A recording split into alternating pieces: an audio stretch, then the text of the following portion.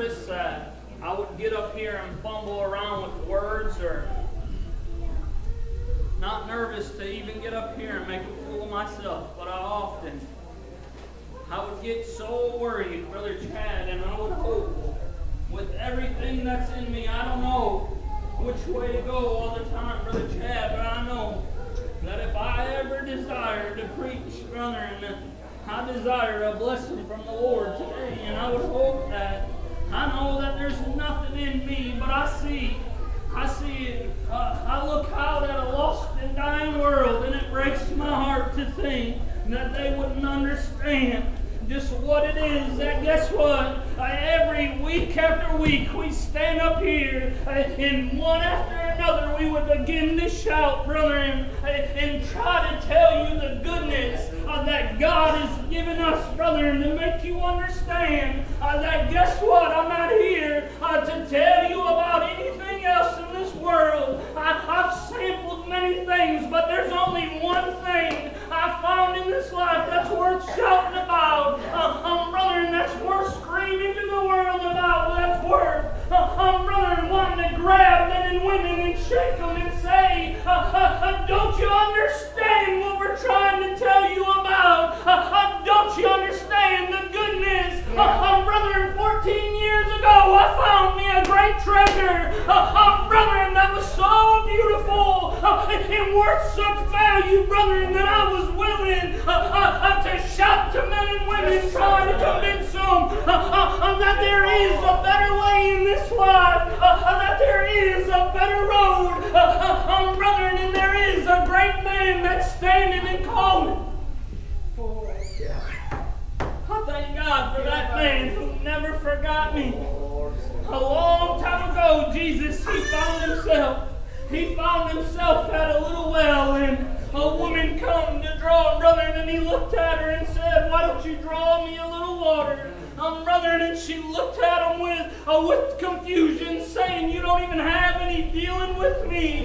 Me being a Samaritan, brother, and then he looked back at her and he said, woman, if you knew the gift that was in front of you, you would ask of me drink. Brother, and this water that I'm telling you about, that you would get, you would not thirst again, but it would be like unto a well, springing up unto you, unto an everlasting life. Brother, and she questioned him, are you greater than Jacob, who dug this well, brother? And he said, before Jacob was even here, I was here. Brother, and then I love how she put it. She went back to her people, and she began to tell them, you need to come and meet the man who knows everything about me, that can tell me every which thing that I've ever even thought. Not this the Christ. Brother, and I thank God for that. And, you know, I couldn't help but be all over my mind, and I'm only going to stand a minute. I want Brother Jason to come, and I would hope that that it would come out the way that it's been in my heart all morning. And brother, and it was about 11 years ago on Easter, right on Easter there, and we had an old brother up in Michigan, an old deacon, Sister Susie's papa, brother Ed Smith. It was his time that the Lord was calling him home, brother, and then he lay there in the hospital for days. And us preaching, brother, and the members of the church, we stayed up at the hospital just trying to comfort the family the best that we could. Brother, and just a little hug or whatever it is that I could. You know, and right after Easter, Brother Ed, he passed away. The very day that he passed away, I was leaving that hospital, and my phone began to ring, and I began to stand, and I was just by myself outside the hospital, and it was one of my buddies on the phone, and he said, Mike, he said, I need to tell you, he said on Easter, and he began to list them about 6 of our friends. They all started drinking real early in the morning, and he said they began to drink all day long, and he said, you know, it wasn't something that was uncommon. We always had just a gun or two laying around that we played with. I didn't live in the best neighborhoods until I always wanted to be tougher than we really were. And brother, he said we were playing with guns all day, he said, and we went back out to get some more alcohol, and we left Noah back home. He said, and when we walked in the door, he said Noah just raised up that gun and he shot and killed Joe.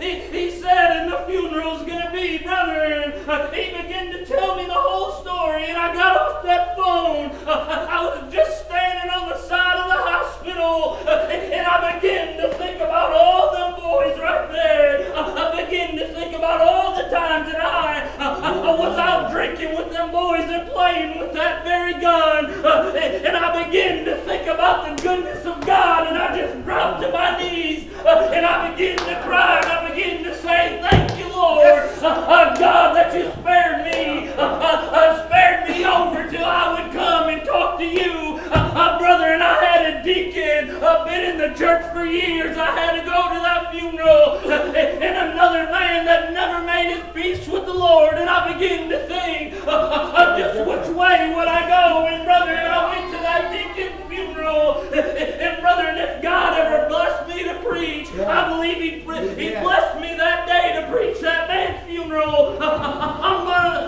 Why I tell you this, I'm telling you today, if you're here, you got opportunity. God, He's set it out for you. He's not going to force it. He said, I set before you life and death. Brother, and one preacher would put it like this when I got on that road. He said it was too narrow to turn around.